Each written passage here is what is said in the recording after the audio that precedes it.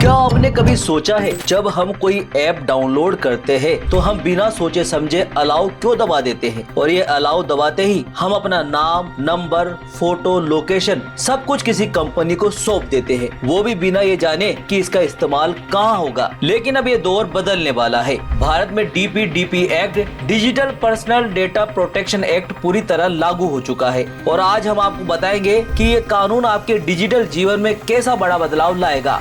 सबसे पहले बात बच्चों और दिव्यांगों की। अब किसी भी बच्चे का ऑनलाइन अकाउंट माता पिता की मंजूरी के बिना नहीं बन सकेगा। किसी दिव्यांग व्यक्ति का डेटा उनके लीगल गार्जियन की अनुमति के बिना इस्तेमाल नहीं होगा, यानी बच्चों और दिव्यांगों का डेटा अब पहले से ज्यादा सुरक्षित रहेगा। अब आते हैं उस हिस्से पर जिसका असर सीधे आप पर पड़ता है। जब आप कोई ऐप इंस्टॉल करेंगे तो ऐप सिर्फ परमिशन नहीं मांगेगा, वो आपको बिल्कुल साफ भाषा में बताएगा कि कौन सा डेटा चाहिए और क्यों चाहिए और इसका इस्तेमाल कहाँ होगा। आपके पास दो विकल्प होंगे, हाँ या ना, और आपको किसी भी तरह का दबाव नहीं दिया जा सकेगा। लेकिन इस नियम के साथ एक जिम्मेदारी आपकी भी है। अब आपको ध्यान रखना होगा कि कौन सी परमिशन जरूरी है और कौन सी नहीं। उदाहरण के तौर पर अगर आप फोटो एडिटिंग ऐप इस्तेमाल कर रहे हैं तो कैमरे की परमिशन जरूरी है, लेकिन अगर वही ऐप आपके कॉन्टैक्ट्स या लोकेशन मांगे तो ये आपको सोचना चाहिए कि क्या ये सही है, आपको देनी चाहिए या नहीं। आप इस केस में नहीं भी दे सकते हैं, ऐसे में ऐप इंस्टॉल होगा।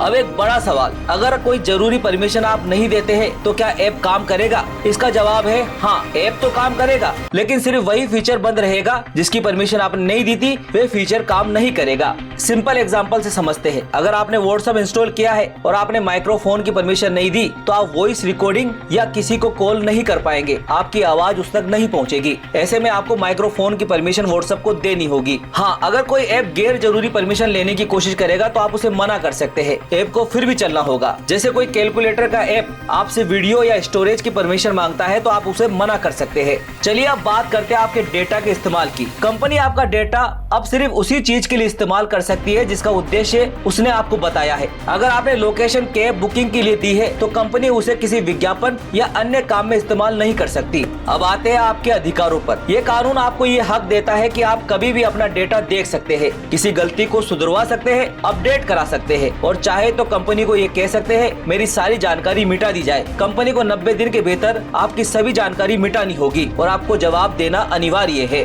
अब सबसे अहम बात, डेटा लीक। अगर किसी कंपनी में डेटा लीक होता है तो अब वे छुपा नहीं सकती, उसे कुछ ही घंटे को भीतर आपको बताना होगा कि आपका डेटा इस कारण से लीक हो गया है। आपको कितना नुकसान हुआ है ये भी कंपनी आपको बताएगी और आप क्या कदम उठा सकते हैं वो भी आपको साफ साफ दिखेगा। अगर आपको लगता है कि आपका डेटा गलत इस्तेमाल हुआ है तो आप शिकायत भी करा सकते हैं और ये ऑनलाइन भी आसान होगी। आप इसको लेकर डेटा प्रोटेक्शन बोर्ड में शिकायत करा सकते हैं। सारा प्रोसेस डिजिटल है और आप शिकायत को ट्रैक भी कर सकते हैं। अब सबसे जरूरी हिस्सा, इस कानून से आम यूजर को क्या फायदा होगा? पहले क्या होता था, कंपनी जो चाहे डेटा ले लेती थी, हम यूजर्स को पता ही नहीं होता था कि हमारी जानकारी कहां जा रही है। डेटा लीक होने पर महीनों तक कोई खबर नहीं मिलती थी, लेकिन अब यूजर मालिक है, कंपनी जिम्मेदार है। अब आपकी अनुमति के बिना आपका डेटा आगे नहीं बढ़ सकता। अब आपका डेटा आपकी ही शर्तों पर चलेगा। अब जाते जाते एक सवाल आपसे, क्या आप अब से हर ऐप की परमिशन ध्यान से पढ़ेंगे या फिर पहले की तरह जल्दी में अलाउ दबा देंगे? कमेंट में जरूर बताएं और ऐसे ही वीडियोस के लिए देखते रहे बिजनेस रेमेडीज। नमस्कार।